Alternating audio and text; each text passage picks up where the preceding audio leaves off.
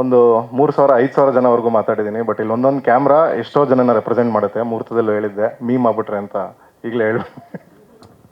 So ನನ್ನ ಹೆಸರು ಪ್ರದೀಪ್ ದೊಡ್ಡಯ್ಯ. ಚಿಕ್ಕ ಪರಿಚಯ ಹೇಳಿರೋರು. ಮೆಕ್ಯಾನಿಕಲ್ ಇಂಜಿನಿಯರಿಂಗ್ ಮಾಡಿದೆ, ಲಂಡನಲ್ಲಿ MBA ಮಾಡಿದೆ, ಮಾರ್ಕೆಟಿಂಗ್ ಡೈರೆಕ್ಟರ್ ಆಗಿದ್ದೆ, ಇನ್ಫೋಸಿಸಲ್ಲಿ ವರ್ಕ್ ಮಾಡ್ತಿದ್ದೆ. ಮಾಡ್ತಾ ಜರ್ನಿಲಿ ಹಂಗೆ ಕೆಲವರು ಪರಿಚಯ ಆದರು. ಸಿನಿಮಾದಲ್ಲಿ ಕತೆ ಹೇಳ್ತಿದ್ದೆ, ಎಕ್ಸ್ಚೇಂಜ್ ಮಾಡ್ತಾ ಇದ್ದೆ. ಅವರು ಮೋಟಿವೇಟ್ ಮಾಡ್ತಾಯಿದ್ರು, ನೀನೇನೋ ಬರೀ ಅಂತ. ಬರದೆ ಒಂದು 3-4. ಸೊ ಅವರು ಬರ್ಸ್ಕೊಂಡವ್ರು ಅಫಿಷಿಯಲಾಗಿ ಹೇಳಿಲ್ಲ, ಸೊ ನಾನು ಹೇಳೋಕ್ಕೆ ಹೋಗಲ್ಲ. ನೆಕ್ಸ್ಟು ಮುಂದೆ ಹೋಗ್ತಾ ಹೋಗ್ತಾ ಹಿಂಗೊಂದು ಸಿನಿಮಾ ಮಾಡಬೇಕು ಅಂದ್ಕೊಂಡಿದ್ದೆ. Ad6 ಜೊತೆ 5 ಇಯರ್ಸಿಂದ ಎಜುಕೇಷನ್ ಎಕ್ಸ್ಪೋಸಲ್ಲಿ ನಾನು ವರ್ಕ್ ಮಾಡ್ತಾಯಿದ್ದೆ. ಆಗ ಒಂದ್ಸಲಿ ಸರ್ರು ಮ್ಯಾಮು, ಏನಪ್ಪ ನೀನೇನೋ ಒದ್ದಾಡ್ತಿದ್ದೆ, ಏನಕ್ಕೆ ಒದ್ದಾಡ್ತಿದ್ದೆ, ಒಂದು ಸಿನಿಮಾ ಮಾಡ್ಬೇಕು ಅಂದ್ಕೊಂಡಿದ್ದೀನಿ ಸರ್ ಅಂದೆ. ಮಾಡು, ಸಪೋರ್ಟ್ ಮಾಡೋಣ, ಏನಾಗುತ್ತೆ ಅಂದರು. ಈ ಥರ ಇದೆ ಸರ್ ಬಡ್ಜೆಟ್, ಈ ಥರ ಪ್ಲಾನಿಂಗ್ ಇದೆ ಅಂತ. ಗೋಯಡ್ ಅಂತ ಹೇಳಿದವರು ಅವತ್ತಿಂದ ಇವತ್ತರೆಗೂ ನನಗೆ ಒಂದು ಪ್ರಶ್ನೆನೂ ಕೇಳಿಲ್ಲ. ಫುಲ್ ಫ್ರೀ ಹ್ಯಾಂಡ್ ಕೊಟ್ಟಿದ್ದಾರೆ. ಸೊ ನಾನು ನನ್ನ ಬೆಸ್ಟ್ ಏನು ಮಾಡ್ಬೋದು ಅದನ್ನು ಮಾಡಿದ್ದೀನಿ. ನಾನು ಯಾವತ್ತೂ ಬ್ಲೇಮ್ ಮಾಡಬಾರ್ದು, ಈ ಸಿನಿಮಾ ಇಲ್ಲೋಡಲ್ಲ ಮಲಯಾಳಮಲ್ಲಿ ಓಡುತ್ತೆ ಅಂತ. ಇದು ಕನ್ನಡದವ್ರಿಗೆ ಮಾಡಿರೋದು. ಯಾಕಂದರೆ ನನಗಿರೋ ಒಂದು ಒಂದು 5 ಲಕ್ಷ ಸ್ಟೂಡೆಂಟ್ಸ್ ಟ್ರೈನ್ ಮಾಡಿರೋ ಒಂದು ಎಕ್ಸ್ಪೀರಿಯನ್ಸ್ನ ತೊಗೊಂಡು ಈ ಸಿನಿಮಾ ಮಾಡಿದ್ದೀನಿ. ಒಂದು ಚಿಕ್ಕದಾಗಿ PPT ಮಾಡಿದ್ದೀನಿ. ಚೇತನ್ ಇಲ್ವಾ? ಓಕೆ. ಸೊ ಸಿನಿಮಾ ಟ್ರೈಲರ್ ನೋಡಿದ್ರಿ? ಟ್ರೈಲರ್ ಹೇಗಿದೆ? ಮಸ್ತಾಗಿದೆಯಾ? Okay, thank you. ಸೊ ಇದು ನಮ್ಮ ಸಿನಿಮಾ ಬಗ್ಗೆ, ನಮ್ಮ ತಂಡದ ಬಗ್ಗೆ. ಸೊ ನಮ್ಮ ಹೀರೋಯಿನ್ ಇದ್ದಾರೆ ರಿತಿಕಾ ಶ್ರೀನಿವಾಸ್ ಅಂತ.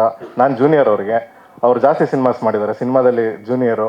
ಸೊ ಹಾಗೆ ನಾನೊಂದು ತುಂಬ ತೂಕವಾದ ಒಂದು ಟೈಟಲ್ ಕಾರ್ಡ್ ಯಾವುದು ಅಂದರೆ, ಒಂದು ಅಫ್ಕೋರ್ಸ್ ನಮ್ಮ ಬೆಂಬಲ ಕೊಟ್ಟಿದ್ದ ಮೇಡಮ್ ಅವ್ರದ್ದು, ನಮ್ಮ ಡಿಸ್ಟ್ರಿಬ್ಯೂಟರ್ ಸರ್ದು. ಅದೆಲ್ಲ ಬಿಟ್ಟು ಅದಕ್ಕಿಂತ ತುಂಬ ಒಂದು ಭಾರವಾದ ಒಂದು ಟೈಟಲ್ ಹಾಕಿದ್ದೀನಿ, 10,000+ ಟ್ಯಾಲೆಂಟ್ಸ್ ಅಂತ. ಈ ಮಾತು ಯಾಕೆ ಹೇಳ್ತೀನಿ ಅಂದರೆ, ನಮ್ಮ ಪ್ರೊಡಕ್ಷನ್ ಸ್ಟೇಜಿಂದನೂ ನಾವು 5 ಕಾಲೇಜಲ್ಲಿ ಶೂಟ್ ಮಾಡಿದ್ದೀವಿ. Garden City University, Cambridge, Nagarjuna, Idea College. Every time ಒಂದೊಂದು ಫೈಟ್ ಸೀಕ್ವೆನ್ಸ್ ಫೈರ್ ಬಂದವರಲ್ಲ, ಅಲ್ಲಿ 2,500 ಜನ ಪಾರ್ಟಿಸಿಪೇಟ್ ಮಾಡಿದ್ರು. ಮುಂದೆಗಡೆ ಫೈರ್ ಸರ್ಕಲಲ್ಲಿ 600 ಜನ NCC ಸ್ಟೂಡೆಂಟ್ಸ್ ಇದ್ದರು. ಅದು 10 ಎಕರೆ ಜಾಗ ಅದು. ಸೊ ನಿಮ್ಗೆ ಅದಕ್ಕೆ ಆ ಥರ ಕಾಣಿಸ್ತಿದೆ. ಆಡಿಟೋರಿಯಂ ಶಾಟ್ ಇದೆ. ಪ್ರಾಬ್ಲಿ ನಾನು ನೋಡಿರೋ ಇಂಡಿಯಾ ಸಿನಿಮಾಗಳಲ್ಲಿ ಅಷ್ಟು ದೊಡ್ಡ ಆಡಿಟೋರಿಯಮು ಕೇಂಬ್ರಿಡ್ಜಲ್ಲಿದೆ. ಅದಷ್ಟನ್ನು ಫಿಲ್ ಮಾಡಿದ್ವಿ ಸ್ಟೂಡೆಂಟ್ಸಿಂದ. ನಮ್ಮದು ಮಿಕ್ಸ್ ಇತ್ತು ಆರ್ಟಿಸ್ಟು. ಸೊ ಫಿಲ್ ಮಾಡಿ ಅಲ್ಲಿ ಮತ್ತೆ 8 ಅವರ್ಸ್ ಶೂಟ್ ಮಾಡಿದ್ವಿ. ಮತ್ತು ಇನ್ನೊಂದು ಸಾಂಗ್ ತೆಗೆದಿದ್ದೀವಿ, ಅದರಲ್ಲಿ 60 ಜನ ಹುಡುಗಿರು ಡ್ಯಾನ್ಸ್ ಮಾಡಿದ್ದಾರೆ. ಸೊ ಈ ಥರ ನಾವೆಲ್ಲ ಕಡೆ ಪೈಲಪ್ ಮಾಡ್ಕೊಂಡು ಹೋದ್ವಿ. ಒಂದು ಕಾನ್ಸರ್ಟ್ ಶಾಟ್ ಇದೆ ಫಸ್ಟೇ.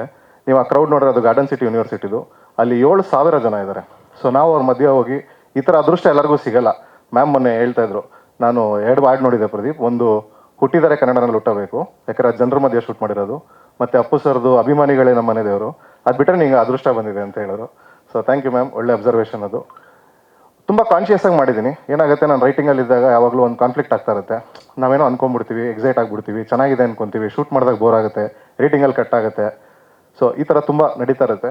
ಬಟ್ ನಾವು ಒಂದು ಸ್ಟೇಜ್ ಎಕ್ಸ್ಪೀರಿಯನ್ಸ್ ಇರೋದ್ರಿಂದ, ಯಾಕಂದರೆ ನಮ್ಮದು ಟ್ರೈನಿಂಗ್ ಇರ್ಬೋದು, ಅಥವಾ ಮೋಟಿವೇಶನಲ್ ಸ್ಪೀಚ್ ಇರ್ಬೋದು, ಅಥವಾ ಸ್ಟ್ಯಾಂಡಪ್ ಕಾಮಿಡಿಗಳು ನಾನು ಮಾಡಿರೋದಿರ್ಬೋದು. ನಮಗೆ ಪ್ರತಿ ಕಡೆ ಹೋದಾಗ 4 ಗಂಟೆಗೆ ಬರೋ ಆಡಿಯನ್ಸ್ಗೆ ಬೇರೆ ಜೋಕ್ ಹೇಳಬೇಕಾಯಿತು, 8 ಗಂಟೆ ಶೋಗೆ ಬರೋ ಆಡಿಯನ್ಸ್ಗೆ ಬೇರೆ ಜೋಕ್ ಹೇಳಬೇಕಾಯಿತು.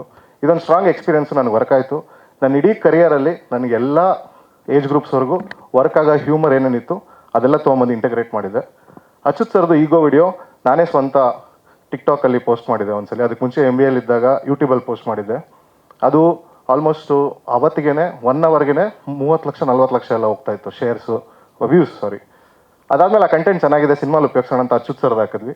ಅಚ್ಯುತ್ ಸರ್ ಮಾಡಿದಾಗ ಅದು ಅದಕ್ಕಿಂತ ಡಬಲ್ ಹೋಯಿತು ವ್ಯೂಸು.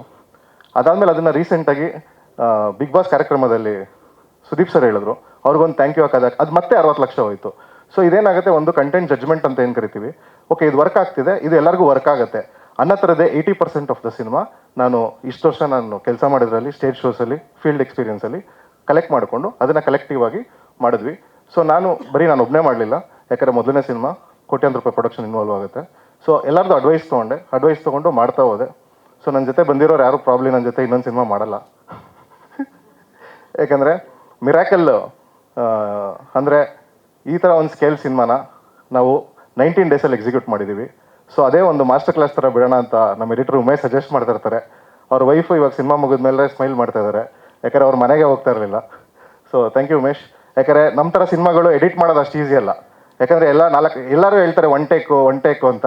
ನಮ್ಮ ಇಡೀ ಸಿನಿಮಾ ಎಲ್ಲ ಆರ್ಟಿಸ್ಟ್ಗಳು 1 ಟೇಕೆ, 2ನೇ ಟೇಕ್ ತೊಗೊಳ್ಳೋದಿಲ್ಲ. ಎಷ್ಟು ಬೇಕು ಸರ್ ಇಷ್ಟು ತೊಗೊಳ್ಳಿ, ರಿವ್ಯೂ ಲೈಟಿಂಗ್ ಆಗ್ತಿದ್ದಂಗೆ ಒಂದು ಪ್ರಾಕ್ಟೀಸ್ ಮಾಡಿಸ್ತೀವಿ.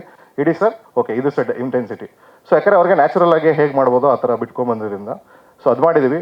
ಜೊತೆಗೆ ಗಾರ್ಡನ್ ಸಿಟಿ ಯೂನಿವರ್ಸಿಟಿಲಿ ಒಂದು ಜರ್ನಲಿಸಮಲ್ಲಿ ಒಂದು PhD ಮಾಡಿರೋ ಒಬ್ಬರು ಡೈರೆಕ್ಷನಲ್ PhD ಮಾಡಿದ್ದಾರೆ, ಡಾಕ್ಟರ್ ರಾಯಲ್ ಸರ್ ಅಂತ. ಅವರು ಬಂದು ನಮ್ಮ ಎಡಿಟಿಂಗಲ್ಲಿ ಕೂತರು. ಯಾಕಂದರೆ ಸಣ್ಣ ಪುಟ್ಟ ತಪ್ಪಾಗುತ್ತೆ, ಯಾಕಂದರೆ ಎಕ್ಸ್ಪೀರಿಯನ್ಸ್ ಯಾವತ್ತು. ಯಾಕಂದರೆ ಇಷ್ಟು ನಾನು ಒಬ್ಬನೇ ಮಾಡೋಕ್ಕೆ ಹೋದಾಗ ತಪ್ಪಾಗಬಾರ್ದು ಅಂತ ಒಂದು ಕಾನ್ಷಿಯಸ್ ಆಗಿ ಮಾಡಿರೋ cinema out of syllabus. So ಇಷ್ಟು ಸಿನಿಮಾ ಬಗ್ಗೆ ಮತ್ತೆ ಮಾತಾಡೋಣ. ಜಾಸ್ತಿ ಮಾತಾಡಿದರೆ ಕ್ಷಮಿಸಿ. ಒಂದು ಖುಷಿ ವಿಚಾರ ಮೀಡಿಯಾದವ್ರ ಬಗ್ಗೆ ಹೇಳಲೇಬೇಕಿದು. ನಮ್ಮ ಮಮ್ಮಿಗೆ ಫೋನ್ ಮಾಡಿದೆ, ಮಮ್ಮಿ ಡ್ಯಾಡಿ ಏನು ಮಾಡ್ತಾ ಇದ್ದಾರೆ ಅಂದೆ. ಚಿಕ್ಕ ವಯಸ್ಸಿಂದ ಬೈತಾ ಇದಾರಲ್ಲ ನಿನಗೆ ಪೇಪರ್ ಓದು ಅಂತ, ಅದೇ ಪೇಪರಲ್ಲಿ ನಿನ್ನ ಬಗ್ಗೆ ಓದ್ಕೊಂಡು ಕೂತವ್ರೆ ಅಂದರು. ಸೊ ಇದಕ್ಕೆಲ್ಲ ಕಾರಣ ನಿಮ್ಗಳ ಸಪೋರ್ಟು.